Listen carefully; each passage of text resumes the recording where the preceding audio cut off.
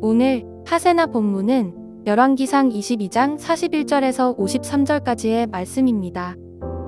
이스라엘의 아합 왕 제4년에 아사의 아들 여호사밧이 유다의 왕이 되었다. 여호사밧은 왕이 될 때에 35살이었고 예루살렘에서 25해 동안 다스렸다. 그의 어머니 아수바는 시리의 딸이다. 여호사밧은 자기의 아버지 아사가 걸어간 길에서 벗어나지 아니하고 그 길을 그대로 걸어서 주님께서 보시기에 정직하게 행하였으나 그가 산당만은 헐어버리지 않아서 백성은 여전히 산당에서 제사를 드리며 분향하였다. 여호사밧은 이스라엘 왕과 평화롭게 지냈다. 여호사밧의 나머지 행적과 그가 보여준 권세와 그가 치른 전쟁에 관한 것들이 모두 유다 왕 역대지략에 기록되어 있다. 그는 그의 아버지 아사 시대까지 남아있던 성전 남창들을 그 땅에서 내쫓았다. 그때 에돔에는 왕이 없었고 유다의 왕이 임명한 대리자가 다스리고 있었다. 여호사밧이 오빌에서 금을 가져오려고 다시스 선단을 만들었으나 그 배들이 에시온게벨에서 파선하였으므로 가지 못하였다. 그러자 아합이 아들 아하시야가 여호사밧에게 나의 신하들이 임금님의 신하들과 같은 배를 타고 가게 하겠습니다 하고 제의하였으나 여호사밧은 이 제의를 받아들이지 않았다. 여호사밧이 숨을 거두니 다윗 성에다가 조상들과 함께 그를 장사하였다.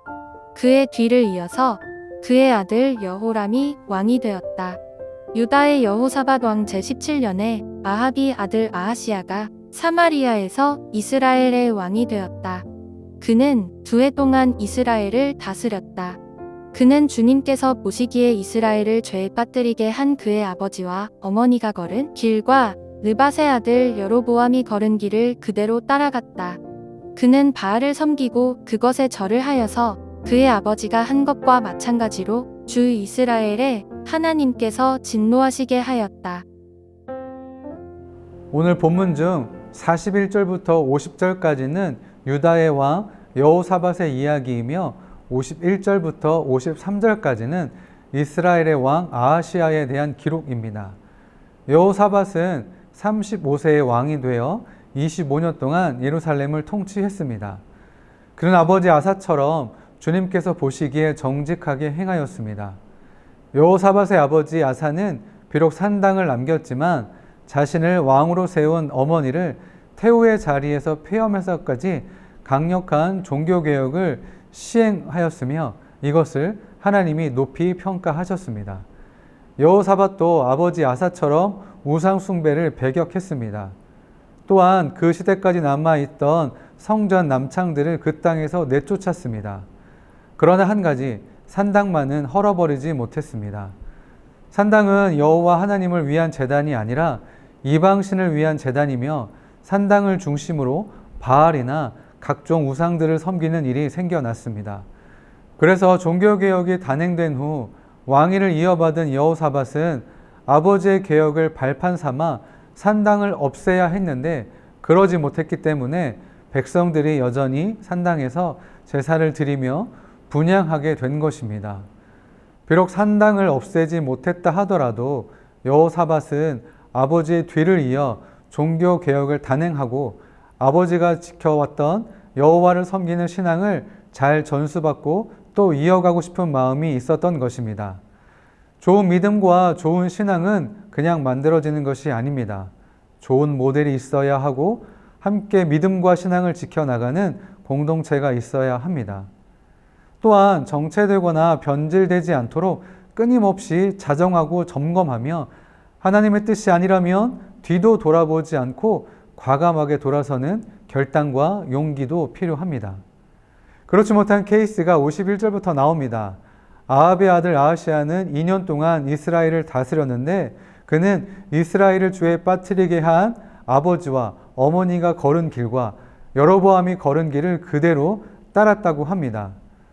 하나님의 말씀과 하나님이 보내신 예언자와 선지자를 미워하는 부모 밑에서 자란 아하시야에게는 옳고 그름의 기준, 즉 하나님의 말씀에 따른 기준이 없었을 것입니다. 그래서 결국 그는 하나님의 말씀이 아닌 부모의 악행과 그의 조상이 저지른 악행을 따르게 된 것입니다. 지금 나와 우리 가정과 교회는 어떻습니까? 믿음을 지키기 위해 늘 깨어서 애쓰고 있습니까? 혹시 산당이 남아있지 않는지 돌아보시면 좋겠습니다. 또한 여호사밧은 이스라엘 왕과 평화롭게 지냈습니다. 이스라엘과 전쟁을 일으키지 않고 평화롭게 지낸 것은 긍정적으로 평가할 수 있습니다.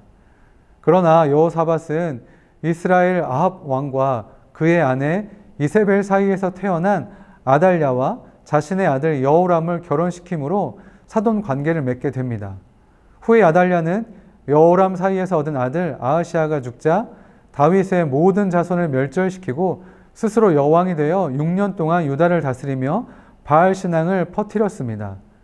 결론적으로 여호사밧의 결혼을 통한 평화 정책이 유다의 우상 숭배가 다시 시작되는 계기가 되었고, 뿐만 아니라 다윗의 자손이 다 멸절되어 자칫하면 하나님의 언약과 구속사가 멈출 수 있는 큰 위기를 초래한 것입니다.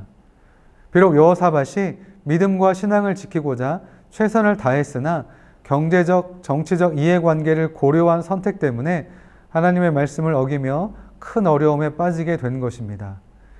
요즘처럼 복잡하고 여러 가지 이해관계가 얽혀있는 사회 속에서 고려해야 할 것도 또한 연관된 사람들도 많기 때문에 단순한 결정을 내리기 어려울 때가 많습니다.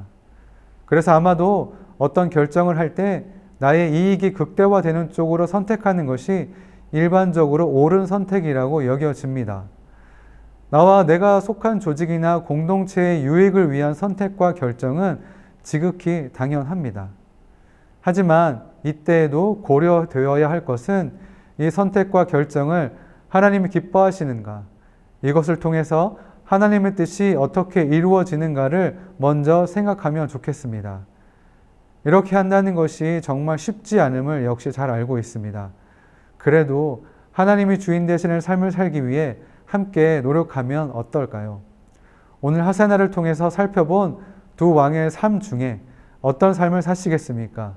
어떤 믿음과 어떤 신앙을 물려주시겠습니까? 우리가 먼저 말씀 앞에 온전히 서고 매일 나의 삶에서 우상을 제거하며 남아있는 산당들을 제거해야 합니다. 그리고 나의 유익과 이익이 먼저가 아닌 하나님의 뜻이 우선되는 삶을 사는 저와 여러분들 되시길 축복합니다. 오늘의 아시조는 소외 계층을 위해 기도하는 것입니다. 사회적 약자가 보호되고 모두가 더불어 사는 하나님의 나라가 되기를 함께 기도합시다.